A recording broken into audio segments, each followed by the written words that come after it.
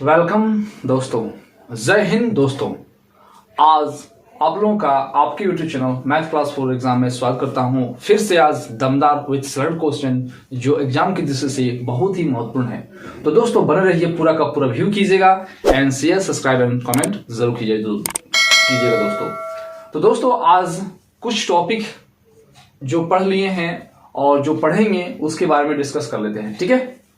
तो दोस्तों इससे पहले पार्ट 1 पार्ट 2 क्लास ले चुके हैं। अगर नहीं देखे हैं तो प्लीज देखिए, तब पूरा का पूरा समझ में आएगा माध्य, माध्यक, बहुलक कैसे निकलता है। ये माध्य, माध्यक और बहुलक ये तीनों बता चुके हैं। आप इसे अगर पार्ट 1 पार्ट 2 नहीं देखे हैं तो मेरे प्ले लिस्ट में जाइए और पार्ट 1 पार्ट 2 देख सकते हैं, ठीक है।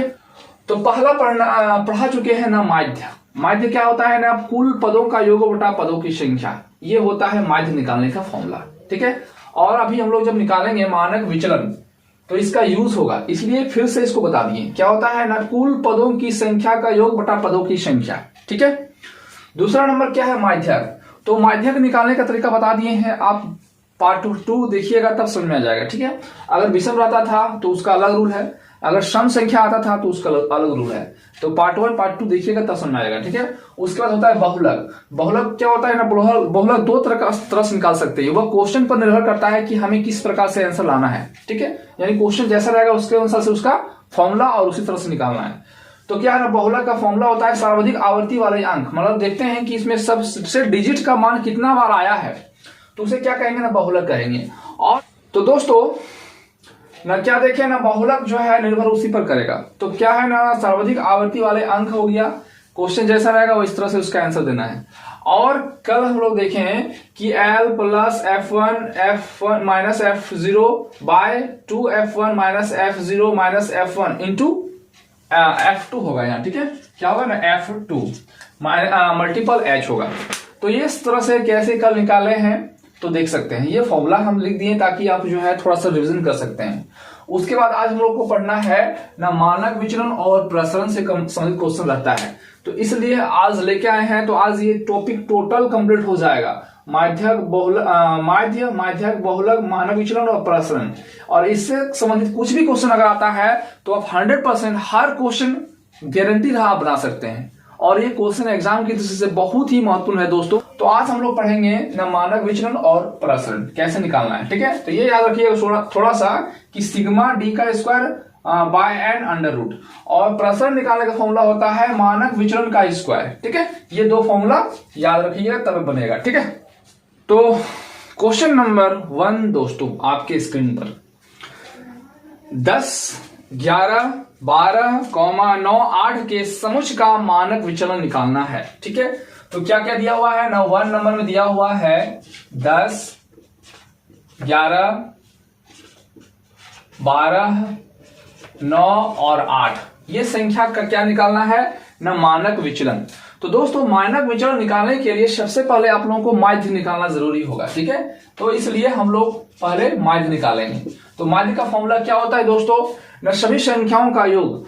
और तो सभी संख्या क्या क्या है ना, 10 प्लस 11 प्लस 12 प्लस 9 प्लस 8, और सभी संख्याओं का योग बटा होता है कि सभी संख्या, यानी कितना संख्या है, 1 2 3 4 5, यानी 5 संख्या है तो 5 लिखेंगे।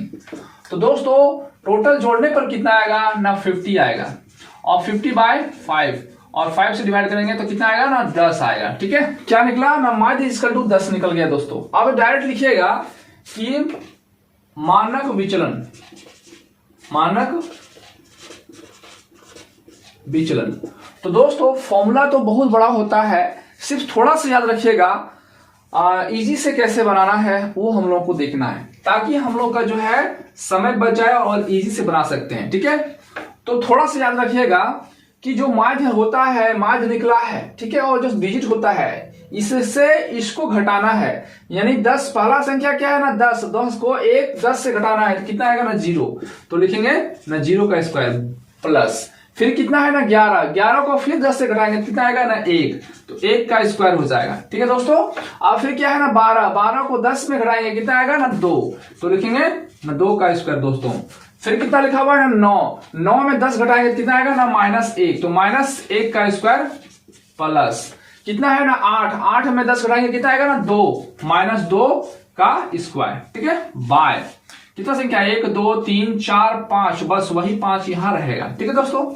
फिर क्या है ना अंडर रूट, तो 0 का जब स्क्वायर करेंगे तो 0 होगा, 1 का स्क्वायर करेंगे तो 1 ही होगा, 2 का स्क्वायर करेंगे तो 4 होगा, फिर क्या है ना 1 का -1 का स्क्वायर करेंगे तो +1 हो जाएगा।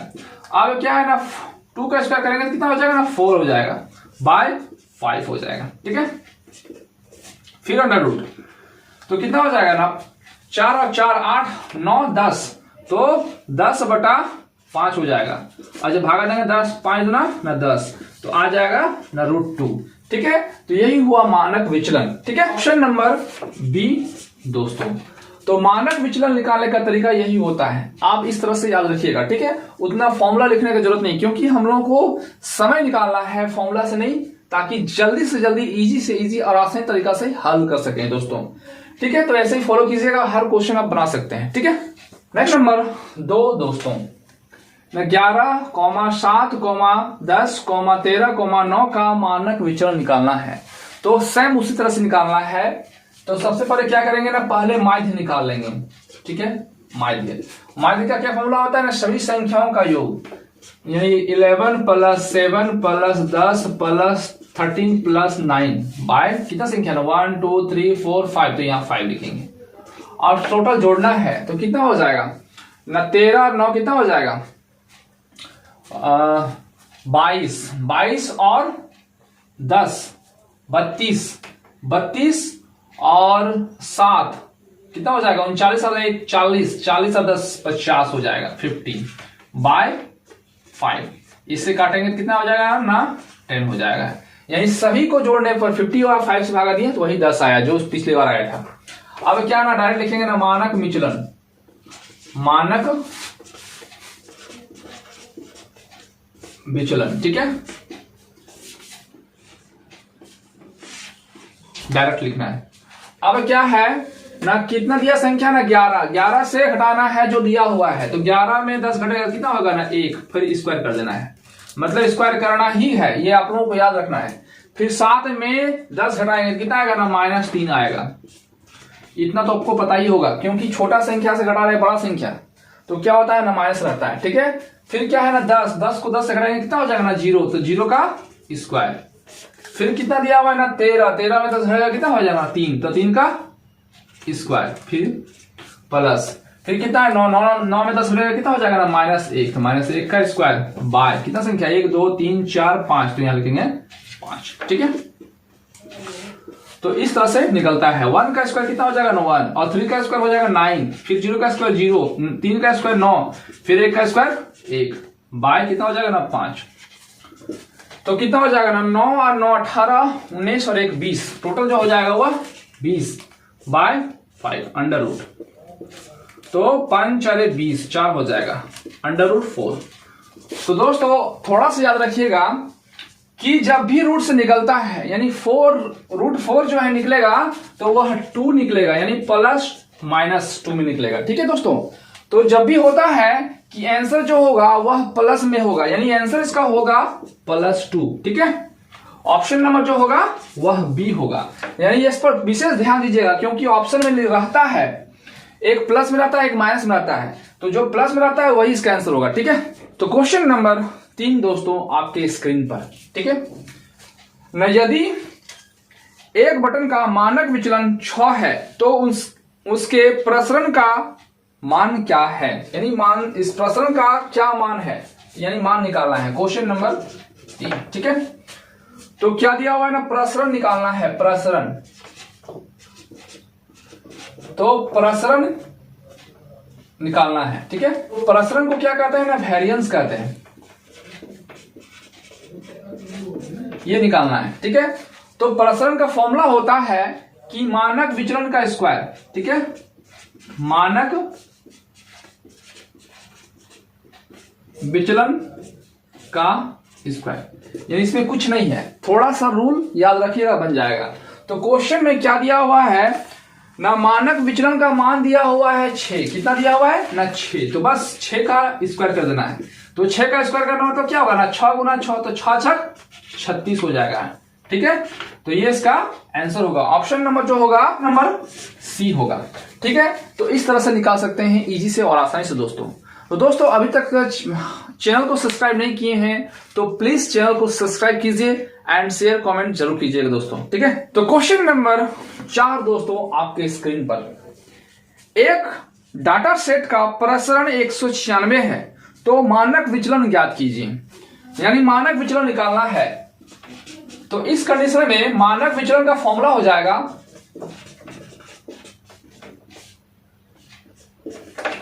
प्रसरण, अंडर रूट प्रसरण हो जाएगा। ठीक है, यानी प्रसरण का मान कितना दिया हुआ है ना, प्रसरण का मान दिया हुआ है 196। ठीक है, इसका अंडर रूट। तो दोस्तों अगर वर्गमूल क्लास शुरू से करते आ रहे हैं मेरा क्लास, तो वर्गमूल कैसे निकलता है वो आप लोगों को पता होगा, तो उस तरीका से निकाल सकते हैं। वैसे इसका 196 का वर्गमूल जो होगा वह 14 होगा और यही इसका आंसर होगा। और जब भी निकलता है तो प्लस माइनस में निकलता है, तो इसका आंसर क्या हो जाएगा ना 14 होगा, क्योंकि ऋणात्मक का मान नहीं होता है, प्लस यानी 14 होगा। ऑप्शन नंबर जो होगा वह बी होगा दोस्तों। ठीक है, तो क्वेश्चन नंबर 5 दोस्तों। एक डाटा सेट का प्रसरण 121 है तो डाटा का मानक विचलन ज्ञात कीजिए। बस उसी तरह से निकालना है। तो क्या है ना मानक विचलन, ना मानक विचलन इक्वल टू अंडर रूट प्रसरण।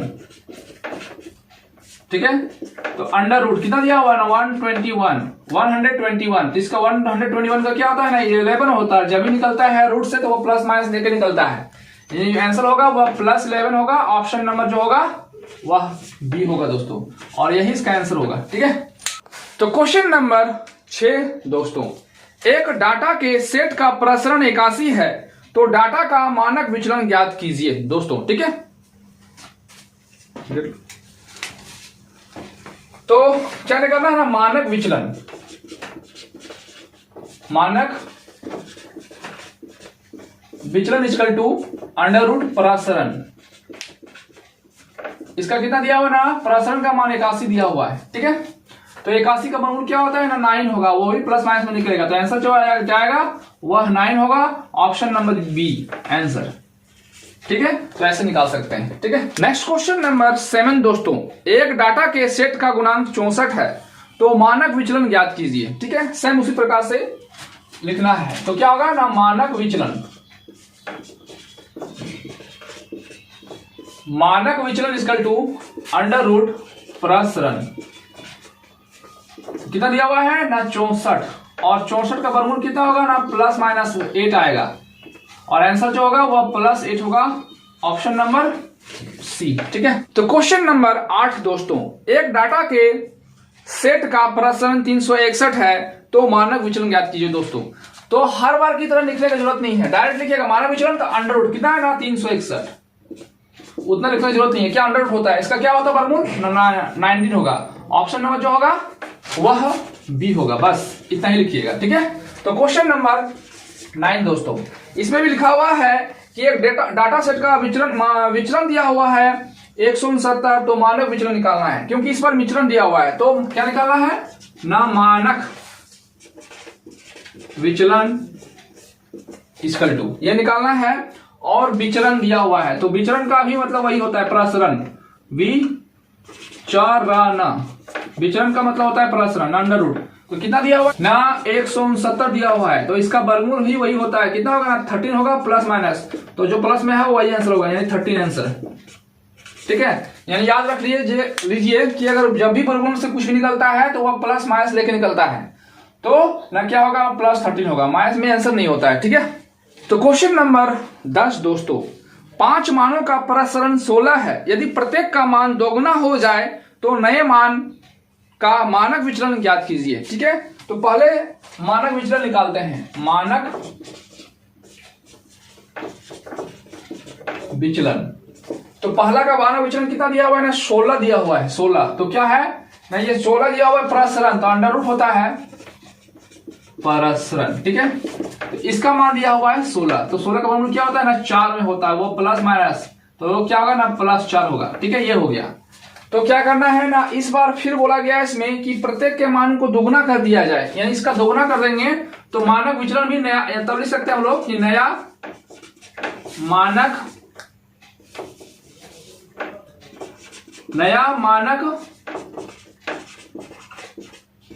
विचलन तो क्या है ना 4 है, और दोगुना के लिए बोला जा रहा है तो दोगुना कर देना, कितना हो जाएगा ना 8, ठीक है डी।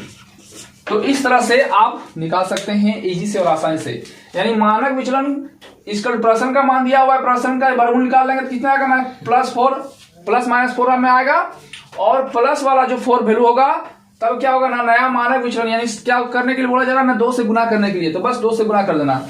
अगर 3 से गुना करने के लिए बोला जाएगा 3 से गुना करना पड़ेगा, ठीक है। तो क्वेश्चन नंबर 11 दोस्तों,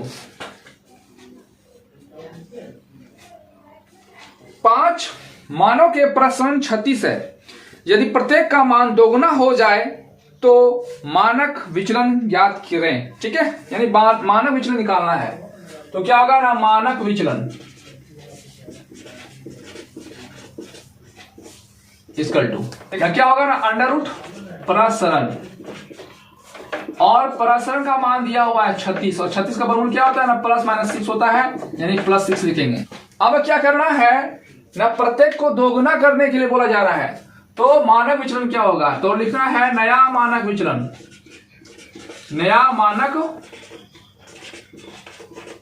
विचलन, इसका टू क्या होगा ना दोगुना के लिए बोला जाता है, 2 से गुना करना पड़ेगा 6 को, तो 2 × 6 = 12, ठीक है। ऑप्शन नंबर जो है डी होगा, ठीक है। तो आप इस तरह से निकाल सकते हैं। तो क्वेश्चन नंबर 12 दोस्तों, दिए गए नमूने आंकड़ों का मानक विचलन ज्ञात कीजिए, ठीक है। तो मानक विचलन ज्ञात करना है, तो आंकड़ा दिया हुआ है, ठीक है। तो क्या दिया है ना 6, 12, 9, 7, 8, 4, 3, 12, 15, 4 ये दिया हुआ है। तो मानक विचलन निकालने के लिए सबसे पहले क्या करना है ना, इस कंडीशन अगर आता है तो माध्य पहले निकालना है, माध्य। तो माध्य का फॉर्मूला क्या बताए थे ना, सभी संख्याओं का योग। तो कितना दिया हुआ है ना 6 + 12 + 9 + 7 + 8 + 4 + 3 + 12 + 15 + 4 बाय टोटल कितना संख्या है ना 1 2 3 4 5 6 7 8 9 10, तो यहां 10 लिखना है, ठीक है। और सबको जोड़ना है, और सबको जब जोड़ेंगे तो कितना आएगा ना 80 आएगा, और 80 को भागा देंगे 10 से तो कितना होगा ना 8 आ गया, माध्य आया, ठीक है। तो माध्य कितना निकल गया ना 8। तो अब लिखना है ना मानक विचलन,